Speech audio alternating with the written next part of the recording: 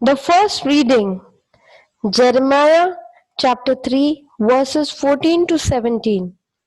Unfaithful people, come back, you belong to me. I will take one of you from each town and two from each clan, and I will bring you back to Mount Zion. I will give you rulers who obey me, and they will rule you with wisdom and understanding. Then, when you have become numerous in that land, people will no longer talk about my covenant box. They will no longer think about it or remember it. They will not even need it, nor will they make another one. When that time comes, Jerusalem will be called the throne of the Lord, and all the nations will gather there to worship me. They will no longer do what their stubborn and evil hearts tell them.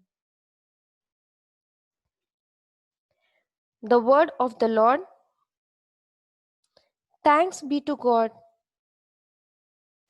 Responsorial Psalm.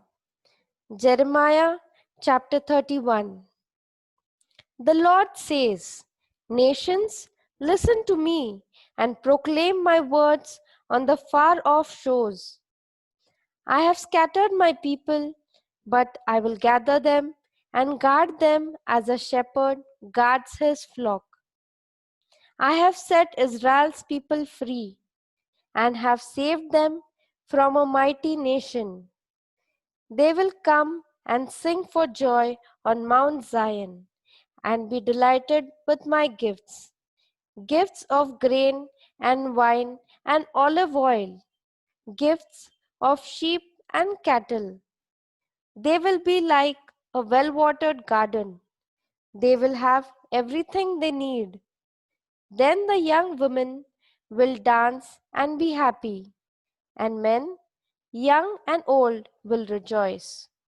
I will comfort them and turn their mourning into joy, their sorrow into gladness. A reading from the Holy Gospel according to Saint Matthew, chapter 13, verses 18 to 23. Listen then and learn what the parable of the sower means. Those who hear the message about the kingdom but do not understand it are like the seeds that fell along the path. The evil one comes and snatches away what was sown in them. The seeds that fell on rocky ground stand for those who receive the message gladly as soon as they hear it, but it does not sink deep into them, and they do not last long. So when trouble or persecution comes because of the message, they give up at once. The seeds that fell among thorn bushes stand for those who hear the message, but the worries about this life and love for riches choke the message and they do not bear fruit. And the seeds sown in the good soil stand for those who hear the message and understand it. They bear fruit, some as much as 100, others 60, and others 30. The Gospel of the Lord. Praise to you, Lord Jesus Christ.